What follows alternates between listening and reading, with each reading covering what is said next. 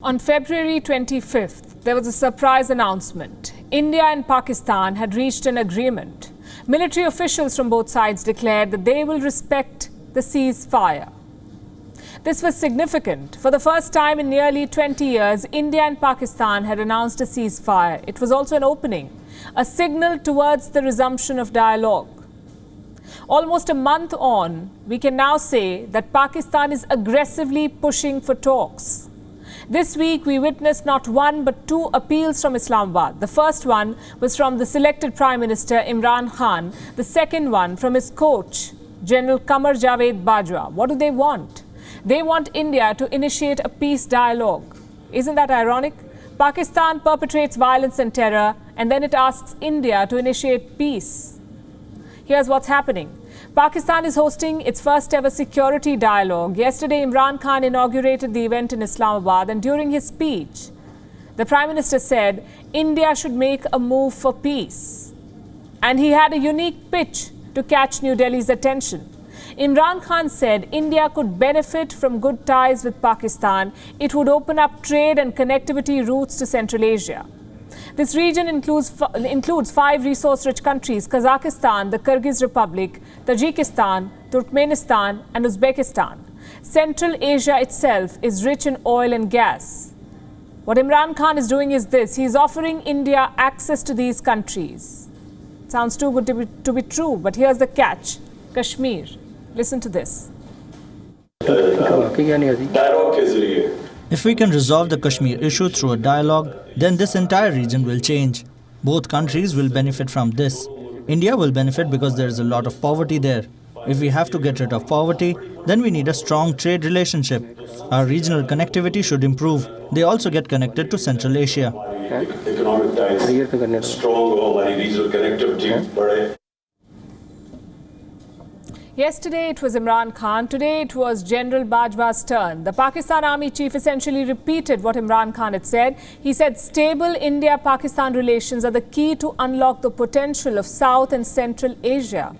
Such wisdom, sadly, does not reflect in Pakistan's actions. General Bajwa also talked about a quote-unquote peaceful resolution to the Kashmir issue. And one statement stood out. And this is very interesting. The Pakistani general said, "It is time to bury the past and move forward." We are ready to improve our environment by resolving all our outstanding issues with our neighbors through dialogue in a dignified and peaceful manner. The potential, however, has forever remained hostage to the disputes and issues between two nuclear neighbors. Kashmir dispute is obviously at the heart of this problem. However, we feel that it is time to bury the past and move forward. But for resumption of peaceful process or meaningful dialogue, our neighbor will have to create conducive environment.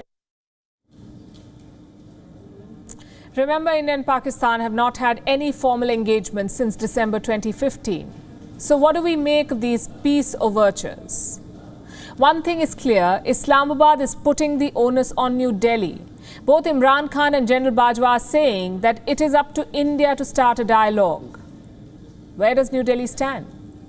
India's position has been consistent. Terror and talks cannot go together, and it's up to Islamabad to create an environment that is free of terror and hostility. Last month, New Delhi said it desires quote-unquote normal neighborly relations with Pakistan. Once again, India called for an environment free of terror, hostility and violence. So what India is asking for is tangible action against terror groups. Pakistan must deliver on that if it wants a dialogue. So far, Pakistan hasn't. And yet, here's something worth noting. Both sides have softened their tone in recent weeks, also their approach. Reports say commissioners from both sides will meet later this month to discuss the Indus Water Treaty. And this week, a Pakistani equestrian team arrived in India. They're here to participate in a World Cup qualifying event. So is there a thaw? Well, these are early days. A lot depends on a conference on the 30th of March. Tajikistan is hosting a regional conference on Afghanistan. It is called Heart of Asia. The foreign ministers of both India and Pakistan have been invited for this. And if India's External Affairs Minister S. Jaishankar does attend, he is likely to come face to face with Shah Mahmood Qureshi, Pakistan's Minister of Foreign Affairs. Why is this important? Because in recent years, Indian ministers have avoided any face-to-face interactions with their Pakistani counterparts.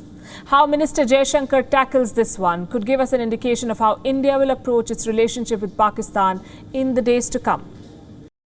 WION is now available in your country. Download the app now and get all the news on the move.